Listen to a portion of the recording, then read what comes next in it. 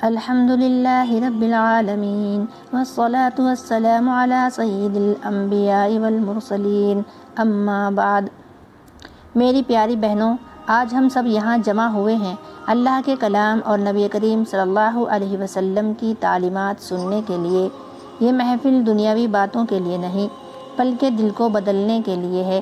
ہم سب جانتے ہیں کہ زندگی بہت چھوٹی ہے اور ایک دن ہم سب کو اللہ کے سامنے کھڑا ہونا ہے، اس لیے آج کی یہ باتیں صرف سننے کے لیے نہیں بلکہ اپنی زندگی بدلنے کے لیے ہیں۔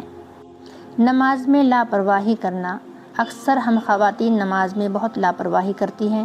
اللہ تعالیٰ قرآن میں ارشاد فرماتا ہے، ان الصلاۃ کانت علی المؤمنین کتابا موقوتا، یعنی بے شک نماز مومنوں پر وقت کی پابندی کے ساتھ فرض کی گئی ہے۔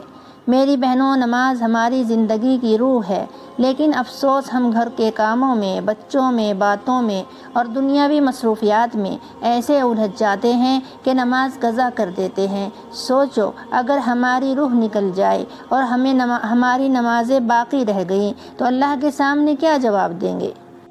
زبان کی آفتیں یعنی غیبت اور چغلی کر کے ہم اپنی زندگی بھی دشوار کر لیتے ہیں اور آخرت بھی دشوار کر لیتے ہیں۔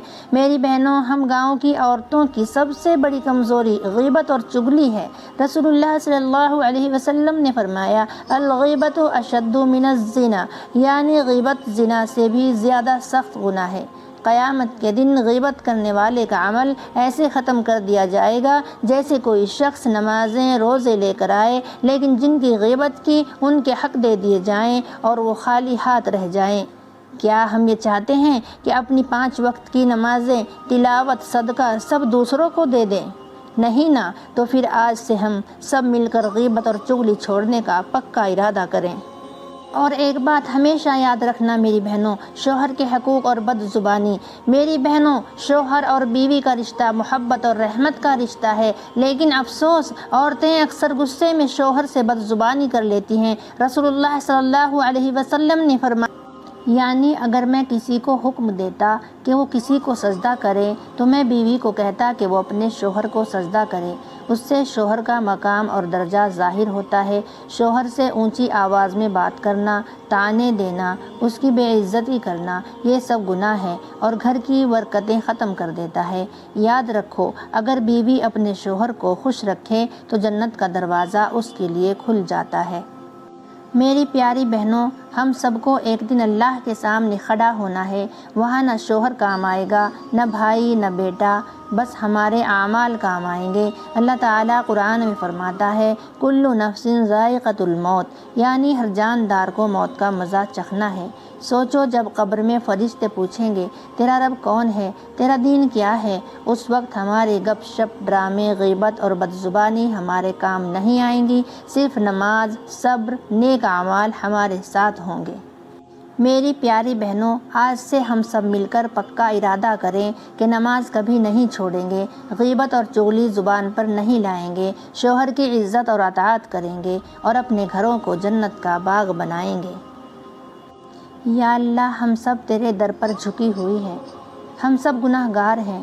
ہم نے نمازوں میں کوتاہی کی، ہم نے غیبت کی، ہم نے چغلی کی، ہم نے اپنی زبانوں کو قابو میں نہ رکھا، ہم نے اپنے شوہروں کی دل آزاری کی۔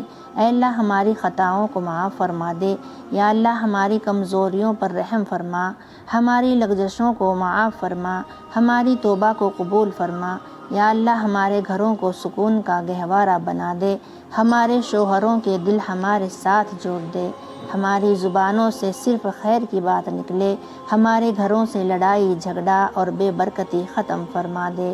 یا اللہ، ہماری بیٹیوں کو حیادار اور نمازی بنا دے، ہمارے بیٹوں کو نیک اور صالحہ بنا دے، ہمارے بچوں کے نصیب اچھے فرما۔ یا اللہ پاک، جو بے اولاد ہیں انہیں اولاد صالحہ عطا فرما۔ اے اللہ پاک، جو بیمار ہیں انہیں شفا دے دے، جو قرضوں میں ہیں ان کے قرض آسان فرما دے، جو مشکلات میں ہیں ان کی مشکلات دور فرما دے، جو بے روزگار ہیں ان کو روزگار دے دے۔ یا اللہ، ہماری قبروں کو جنت کا باغ بنا، قیامت کے دن ہمارا حساب آسان فرما، ہمیں نبی صلی اللہ علیہ وسلم کے حوض کوثر سے پانی پینا نصیب فرما، ہم سب کو جنت الفردوس عطا فرما۔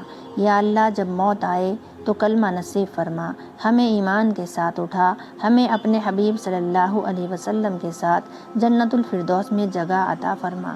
اے اللہ جن بہن بھائیوں نے مجھے دعاؤں کے لیے کہا ہے یا کہنے کا ارادہ رکھتے ہیں یا لکھا ہے مولا، تو سب کے نام بھی جانتا ہے اور کام بھی جانتا ہے۔